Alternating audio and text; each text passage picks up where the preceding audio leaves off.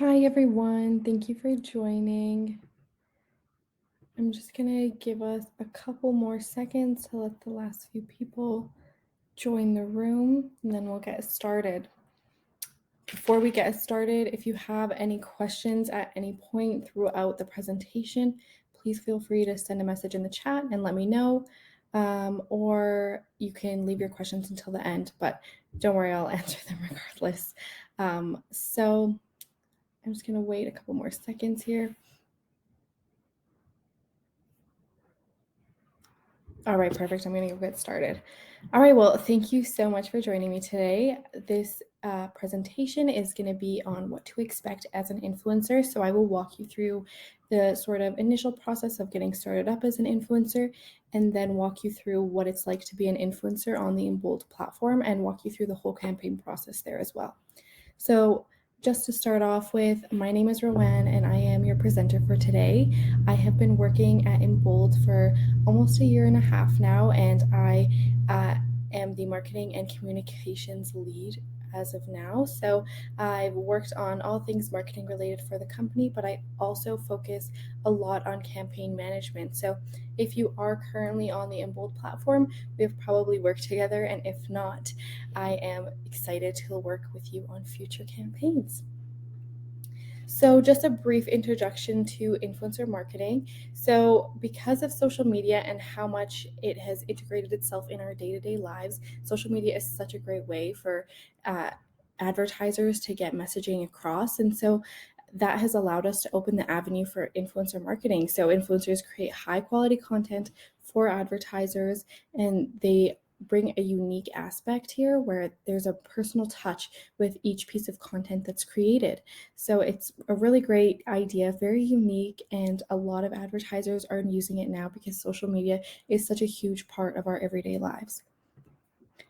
So at Embold, I just wanted to go over our mission. So our mission is to make working with influencers simple, affordable, and efficient. At the end of the day, it's what we want to do. We want to help influencers advance their careers, and we want to help you have the best experience possible. And our vision is to build a solution that makes influencer marketing the easiest and most effective tool for marketers. So that goes hand in hand with our mission statement, because without our advertisers, we wouldn't be able to provide opportunities for our influencers. So we want to make sure there are those opportunities present for our influencers, and so that they can have these unique collaboration opportunities they wouldn't find on any other platform.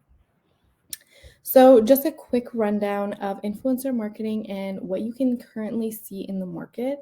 So there are influencer agencies, and with this, they are an expensive solution for you as an influencer because they take a percentage of your compensation. So they may have a joining fee to be a part of the agency. There may be a fee associated there, but then also every collaboration that you work on, they will take a cut of that as well. So the full compensation does not go completely to you. You would have to split it with your agency. And another downside here is that they primarily work with macro influencers. So we define macro influencers as influencers with over 100K followers. And so with that, it's a little bit trickier because obviously not everyone is a macro influencer, and it makes it harder for people who still have a really good following to get those collaboration opportunities. And then so another way for influencer marketing to be integrated into a business is by doing it manually in-house. So this is a little bit more difficult to work with, just because you are dealing with the company directly, and so it's a little bit more difficult to negotiate compensation there. So their own personal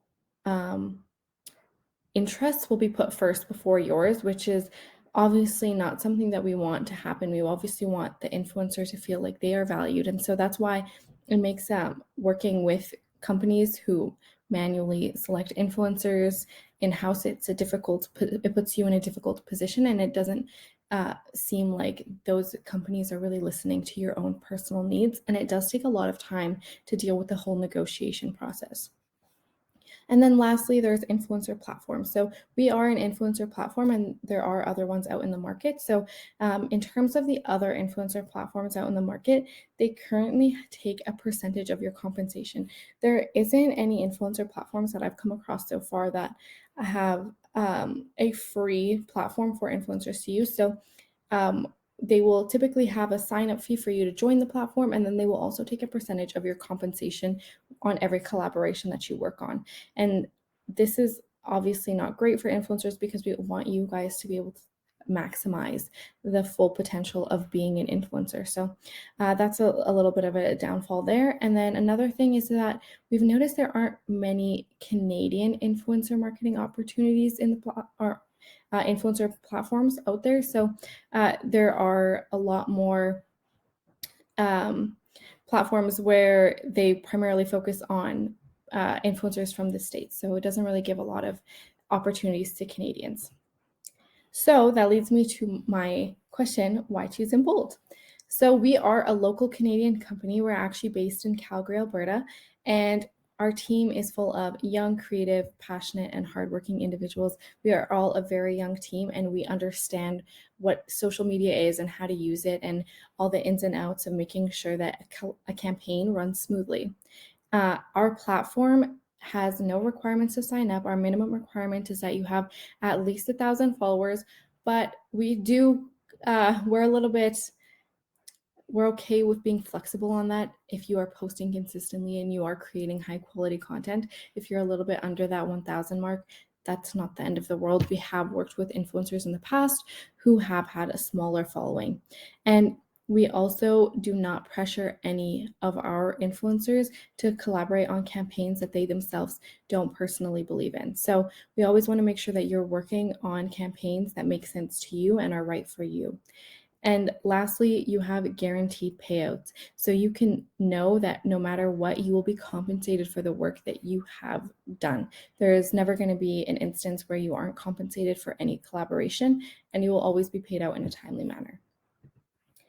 So at Embold, we simplify influencer marketing for Canadians. So that is for both for the advertiser and for the influencer itself. So our roster of influencers is actually now currently over 10,000 Canada-wide, which is amazing to see, and it's consistently growing day by day. We have new signups, and it's so great to have all these influencers join our roster because we've been able to provide them with some great opportunities. And we're a very affordable and accessible platform as well. So not just for the influencers, but also for the clients as well. So that's how we're able to provide consistent campaigns for our influencers. So this is just a kind of a breakdown of what you would see when you are on the platform itself. Not specifically what you'll see, but kind of some of the information that will be asked from you. You don't obviously have to fill all of this information out, but I will just point out some of the things that I think are the most important to include in your influencer profile when you are setting it up. So when you set up your influencer profile, the audience, location, gender, and age group, those things are automatically gathered from when you share your account access to us. So we don't get any access to your account specifically. The only access that we receive is just to the analytics itself. So this will just show us where your primary audience location is, the primary gender of your audience, as well as the primary age group. Now, this is not normally something that is too important. But sometimes clients will want to look at location and genders depending on if the product is only launched in a certain area or if the product is only meant for a specific gender itself. So when you're setting up your profile, the things that I think are the most important to include are your own personal location. So if you aren't already on the platform, there is a section where it says marketplace, and in the marketplace is where you can find some collaboration opportunities. Now, nothing will show up in your marketplace if you do not have a location. So if you have a location and there's a campaign searching for influencers in that specific location that you indicated in your profile, then campaigns will show up in the marketplace. But if you leave your influencer location blank, then nothing will show up in the marketplace because there is no way for our platform to match you with campaigns in your area. And then another thing that I think is really important to include are type of content and influencer interests. So, type of content is just a type of content that you create, and this is also really helpful because with specific campaigns, we are looking for influencers who are creating a specific type of content. And so, as an example, it's food and drink. So, that's something that you can include as a type of content that you create. And so, if we're looking for influencers who are foodies, so they're doing reviews or they are creating food content themselves, like they are making the recipes and things like that, this is a perfect place for you to put the type of content, because then we can filter and find influencers specific to campaigns that will match that. So that's just another great way for us to be able to make sure that we're finding the right influencers for the right campaigns just through the platform. And this also goes for interest. So interest is obviously very wide in range. You can put whatever interest that you have. We do have a list there, so feel free to select whatever interests you specifically. I don't believe you can put more than 3, but just your top 3 interests. And that is not always something that we look at, but it sometimes, if we are looking for a specific niche of person, we might look at influencer interest. So I think it's a good thing to have there as well. All right, so at Embold, we consider ourselves to be the ultimate influencer platform, and we are here to always make sure that influencers are receiving the best experience that they can on our platform. And we want to make sure that, all of these exclusive collaborations are specific to our influencers on the platform, because we want them to have first dibs at collaborations that they won't be able to find anywhere else. And so at Embold, we are really just trying to make sure that for as an influencer, the experience is as enjoyable as possible. So I've talked for a little bit. If you have any questions, please feel free to send them in the chat throughout this presentation. But if there are no questions, I will just jump right into the campaign process. So, and if you have any questions while I'm going through the campaign process, please feel free to send them.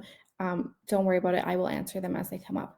All right, so with the campaign process, we have 6 steps here, and this is kind of just to break it down a little bit for you. So if you've never worked on a campaign before, or if you are wondering what it's like before you join the platform, to kind of what to expect, this is just a quick rundown. And we do get a lot of questions about this, so please feel free to ask any questions, and I hope that I break this down enough where it makes sense. So the first step, of course, is to create your profile on Embold. So if you haven't yet created an influencer profile, go ahead and do that.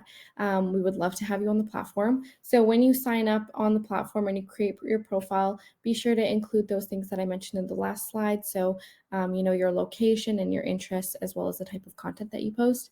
And of course, I would recommend writing a short bio about yourself, because sometimes when clients are looking to select influencers for a campaign, they might go refer to your profile and see what you have in your bio, maybe just to get to know you a little bit better. Obviously, you aren't meeting the client in person, and this just gives a little bit more of a personal touch for them. So I would definitely recommend doing that. And then once you've created your profile, you would wait for invites. So as I mentioned before, one of the ways is through our marketplace. So our marketplace is where all of the campaigns that are in your area will pop up. So if a campaign is currently set to Canada wide, unfortunately, it won't show up in the marketplace, but we are working on a solution around this so that it will be province based instead. So if you don't see any campaigns in the marketplace, don't worry. It doesn't mean there's no campaigns on the platform. It just means currently there's either none specific to your region, or they're set to Canada wide. And then another way that you will have campaign opportunities is through direct invites from the client. So clients will invite you directly to a campaign. So when they're searching for influencers through our roster, they can send you a campaign invite, and then that is how you'll receive the invite to the campaign.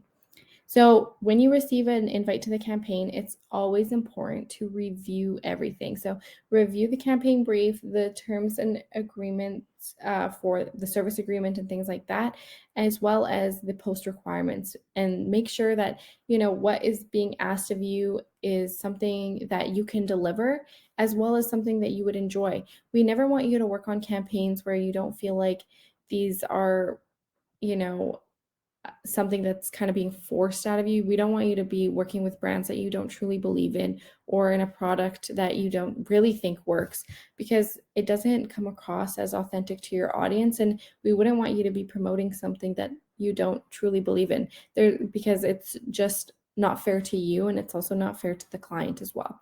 So make sure you're reviewing everything and you're understanding everything completely. And then another big thing here in the review process is making sure that you understand the post and story requirements, because you will be asked to submit a bid. So you are submitting your bid for the campaign. And so sometimes influencers accidentally only send in a bid for one post, and they don't realize that the campaign is asking for 2 posts and 2 stories. So just always make sure that your bid is for the total requirements of the campaign and not just for one of the requirements. So just always making sure you're being very diligent when you're reviewing. And then in step 4 is to answer any questions for the campaign. So in the whole setup process where you read the brief and you can read the service agreement and set your compensation, there will also be questions that the client will ask from you. So typically the client will ask about 2 to 3 questions. They're not very hard or anything like that. It's just so that they can get to know you a little bit better. So some examples of questions, one that I believe almost every campaign always has, is what makes you a great fit for this campaign? And for a question like that, you don't have to write an essay or anything like that. You can just write a few sentences and let the client get to know you a little bit better, and why your personal brand aligns with theirs. So this is great. You can always refer back to the campaign brief and kind of see what it is that they're looking for, and use the campaign brief to your advantage when answering your questions. If they're looking for people with a diverse background, you can relate to personal experience. Or if they're looking for people with a diverse audience, you can relate it back to yourself as well. So there's always way to make sure that your profile stands out a little bit more, and it's always through reading the campaign brief and understanding what's required of you, because this will help the client understand if you truly are the right fit for them. Another question that you might see would be more campaign specific. And when I say campaign specific, I mean specifically they're asking about a specific detail that would be required in the campaign. So as an example here, we worked with a investing company in the past. So with that company, they had a question that said, do you have any previous investing experience? Now, this question could go one of 2 ways. Influencers could assume if they're asking this, they must only want people who invest, and you might say you do when you don't, just because you would like that campaign opportunity. So in this particular case, they just wanted to know. You didn't need to have any investing experience. They just wanted to know what influencers had in the past and what influencers hadn't, just to, for the ones who hadn't before, it would be a new experience, and they could talk about how this new experience was for them. And for those who had, they could talk about how this experience compared to another one. So it was just for their own curiosity, and there was no wrong answer. And so that's why I always encourage you to answer everything as truthfully as you can, because you're never going to be penalized for an answer. But it's always important that you answer to the best of your ability and as honest as you can, because let's say they had required you to have an investing experience when it came time for the campaign to start, and they asked you to invest in something and you didn't know how. It would cause either delays in the campaign because they would have to teach you, or they would have to go ahead and look for new influencers all over again to be a part of the campaign. So just for your sake and for the clients, it's always important to be as honest as you can in answering your questions. So after you've answered the questions, you just wait for a response. Once you've submitted your bid and all of that, you just wait for a response. I would typically say between 1 to 2 weeks is when you can expect to hear back from clients, depending on the size of the campaign. If there's a large number of influencers that are being selected for a campaign, it does typically take a little bit longer for the client to coordinate the influencers. But it's typically 1 to 2 weeks is when it falls in. And so if you were accepted into the campaign, congratulations. This is where you go into content creation now. So for content creation, you can always refer back to the brief and see what it is that is expected of you.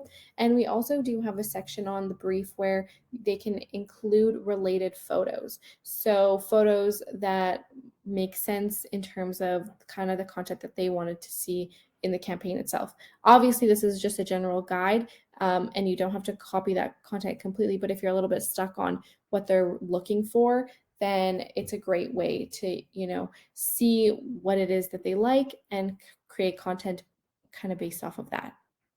And so, oh, I'm seeing a question here.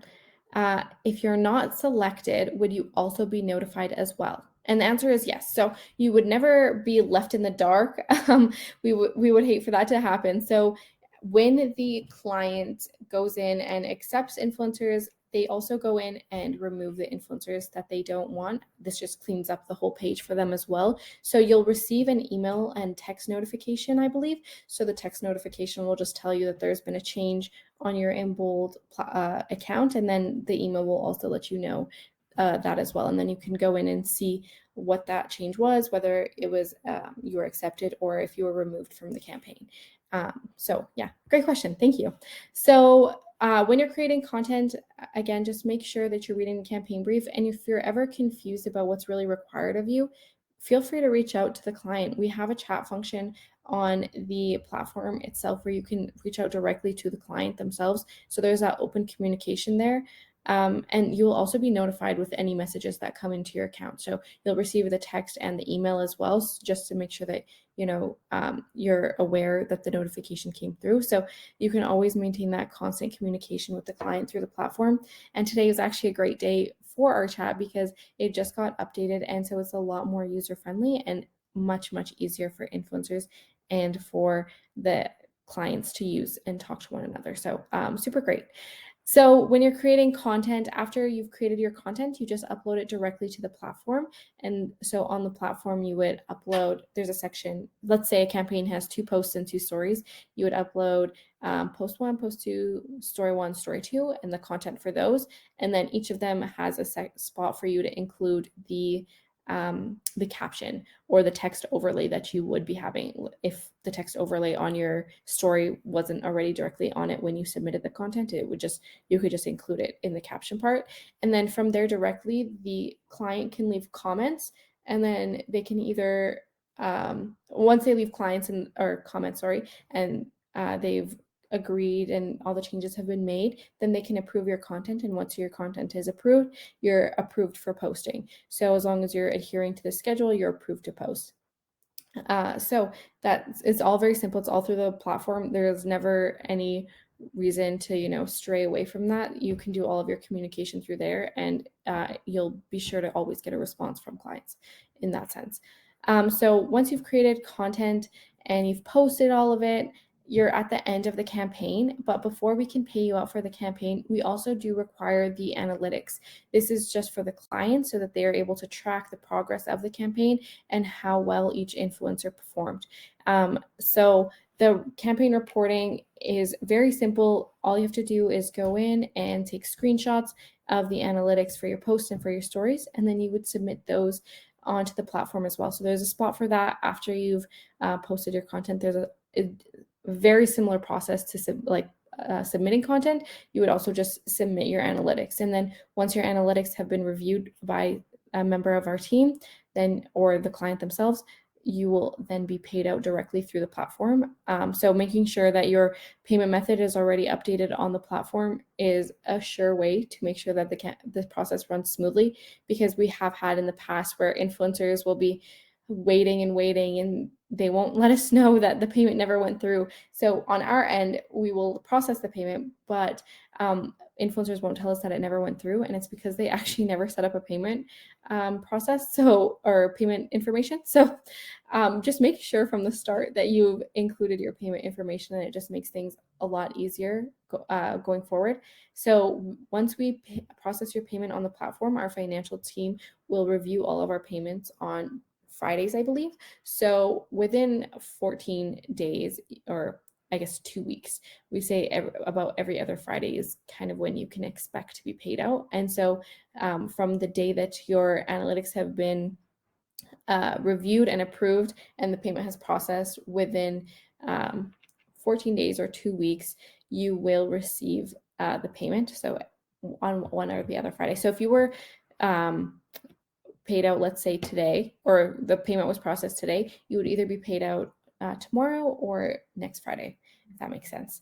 And then, so then you're all done with the campaign. And when that happens as well, the client will also leave you a rating based off of your performance, and then any comments if they had any. So it's just a great way for you to be able to track how you did in a campaign, and if there's anything that the client had any comments, you can use those and move forward from there. All right.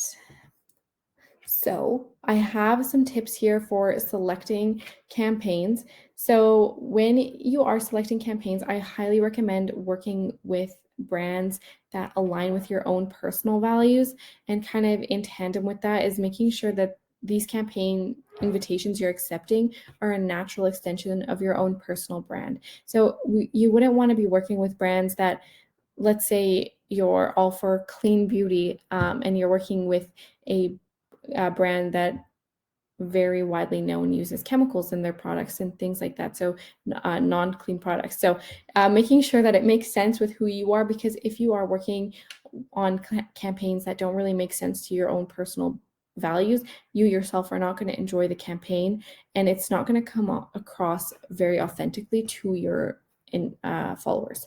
So just keep that in mind.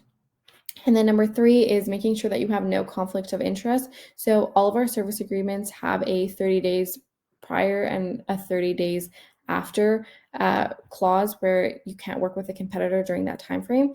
And then if the client has any additional terms, it will be at the bottom of that service agreement there. So just making sure that you are aware of the competitors of that client. And if you do ever have any questions, always reach out to the client. They're more than happy to answer that for you, because they want to make sure that you are able to work on a campaign and make sure that you're following the right rules. And then lastly is following the 80-20 rule. So for the 80-20 rule, this is just making sure that 80% of the content that you post is organic, and then 20% of that can be sponsored content. This just gives your page a more authentic and natural feel, and it also ensures that you'll still be maintaining that engagement. As a rule, typically people who post lots of advertised posts will receive less engagement in the long run. So it's just better to keep that more natural feel on your feed. And then, so here are some requirements for a successful campaign. So Instagram does have compliance rules. So make sure you're following those. That just means disclosing that each post is sponsored when it is. So that can be with just hashtag ad or hashtag sponsored. It can't use any vague terms. So that's why I just think that ad or sponsored is probably the most simple way to ensure that your content will not violate these rules. And it's very simple. You can include it at the top, at the bottom. It doesn't really matter, just as long as your followers can look at that caption and they can understand from that caption, oh yeah, right there it says sponsored. You should include it. I have a question here. It says, where should hashtag ad be located? So it's completely up to you. Sometimes influencers will do it directly at the top of like their caption. So you could have it right there and it says hashtag ad, and then you go on with the rest of your caption. Or sometimes influencers will have like a little blurb and then they will break to another line and then hashtag ad and then the stuff about the company. Or you can include it at the very bottom and put hashtag ad. It also doesn't have to be a hashtag. It can just be the word ad. That's totally fine as well, just as long as it's evident that this is an advertisement. And then another thing is making sure that you're tagging the client as well. So whether that be in the caption itself, including their Instagram handle, and then also tagging them on the photo. Another thing is to include them as a branded content sponsor. So sometimes, because the client does have to approve those, sometimes they just don't ask you to do that, but you can always add them, and then if they approve it, they approve it, but they'll let you know if it's required. And then another thing is to follow the campaign schedule. This is really important because sometimes campaigns do have a hard deadline, as in they must finish by a certain day. As an example, I'm currently managing a campaign where influencers have to post their content by June 30th, just because there is um, there's a contest going live at the same time and it ends on June 30th. So it wouldn't make sense for them to create content and post it after June 30th because the contest will be over and so it wouldn't be relevant anymore. So just making sure you're adhering to the schedule. And of course, we understand that sometimes you can't always and things come up, but feel free to reach out to us. We're always here. We're open for communication at all times.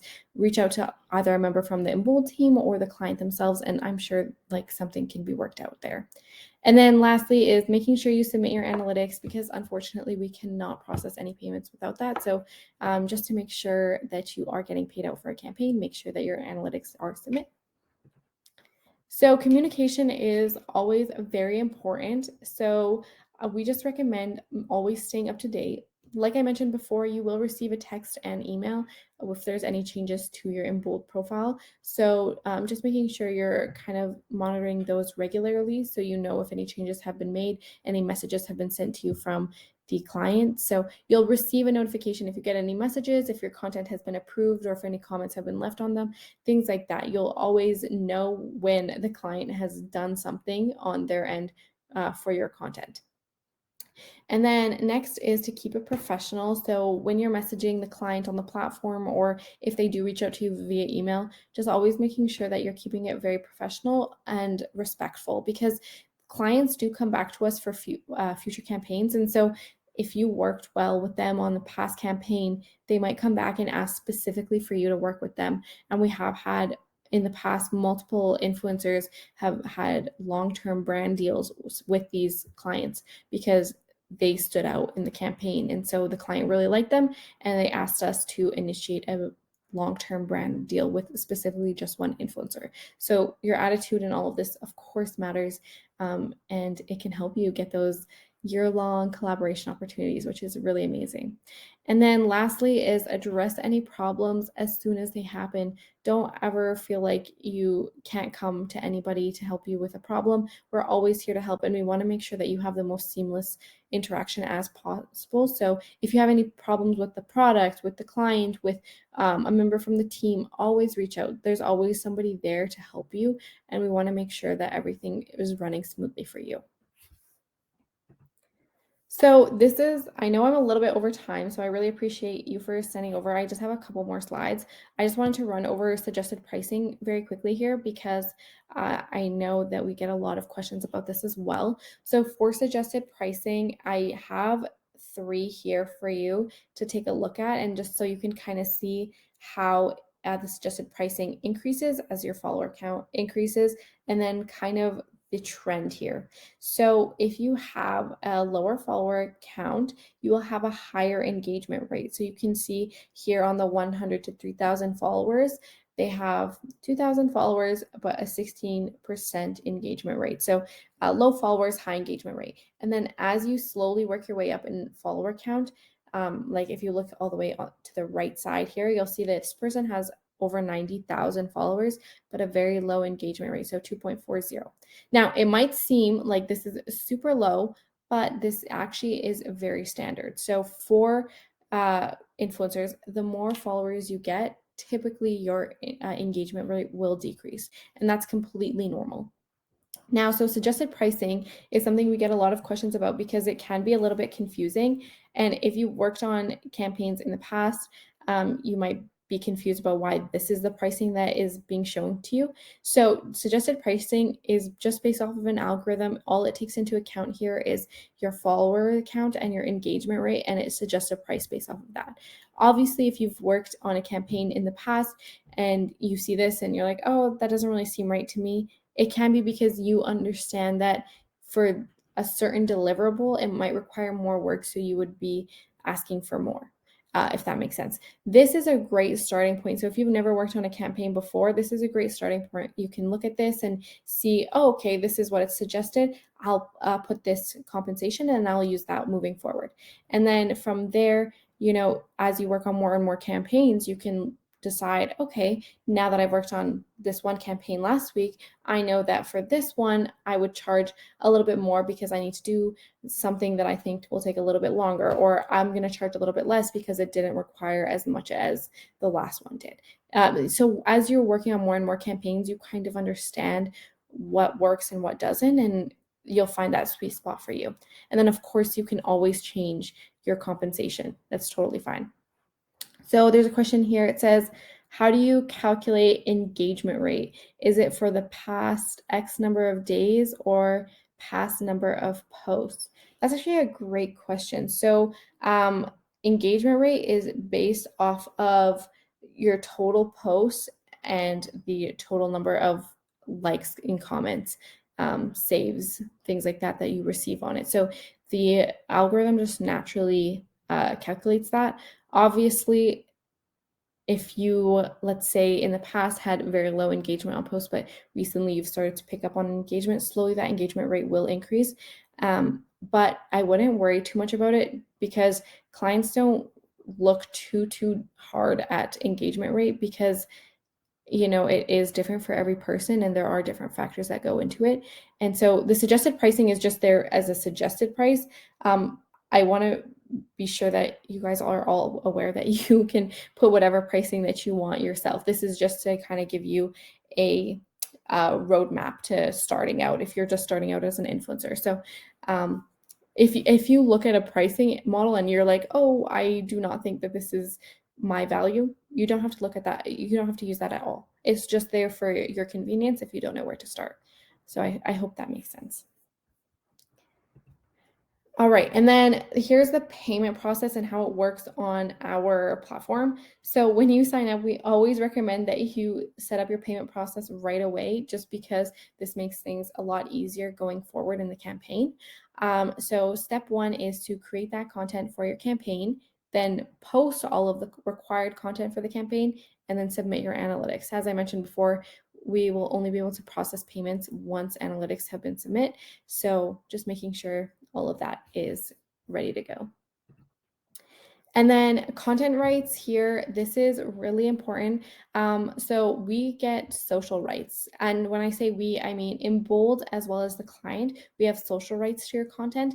And what that means is that we will be able to reshare all of your content on our social media with credit. So if you take a look at our Instagram account, you will see that on our highlights section, we reshare influencer content, and directly onto our feed, we also reshare content. I will just add a link here so you guys can take a look at that. But so we'll reshare influencer content all the time, but we always make sure that we're tagging the influencer and we're including their username there so that they're always receiving that credit.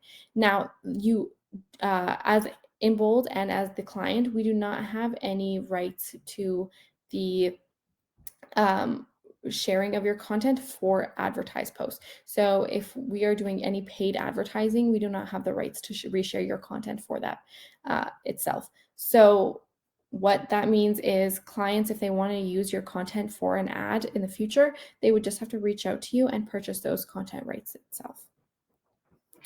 All right. And then here is just some past customers that we've worked with. We have some really big names that we're working with currently as well. Nestle is one of them. So it's really exciting. Our influencers get a lot of unique collaboration opportunities. And definitely some of our favorites are HyperX and Cora. Those are my personal favorites, I think. I was managing those accounts and they were lots of fun to work with. So if you want to check those out, also feel free to check out our Instagram. You'll see on there, on our highlights section, some of our past clients that we've worked with. And then I just want to open the floor up to any questions here.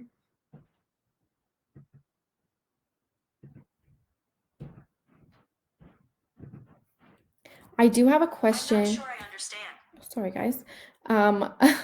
So I do have a question here. It says, if I'm just starting out as an influencer, what can I do to grow my account and get brands to notice me? Which is a great question. So we do work with smaller scale influencers for sure. We do work with micro influencers, which we typically range between 3,000 to 100,000 followers. We do obviously have influencers who are below the 3,000 mark, but just a micro influencer is within that range. So to grow your account and to make sure that brands can notice you, we just recommend posting consistently. It's really important that you're posting several times a week and making sure that that content is always being put out and there's always changes made to your profile. So, making sure that feed is constantly being updated, making sure you're posting onto your story, things like that, trying to get engagement. So have interactive stories, make polls and things like that, and engage your followers.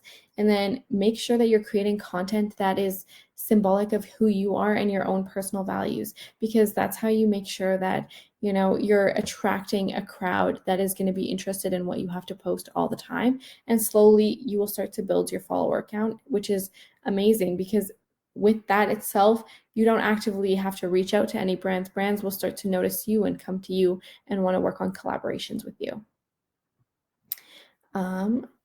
If there are any questions, feel free to send them in. I'm just going to switch to this screen here. This is our sorry, one sec. This is just how you can connect with us by phone, our website, and this is just my personal email here. So if you have any questions after this webinar, please feel free to reach out to me. I'm always here to help. If you need help navigating the platform, feel free to do that as well. And if you haven't yet signed up on the platform, I'm just going to share a link here and you can click that. And yeah, we'd love to connect with you, of course. So I'm just going to stay on here. If you don't have any questions, thank you so much for joining. And if you do have any questions, feel free to stay on and I'd love to answer them.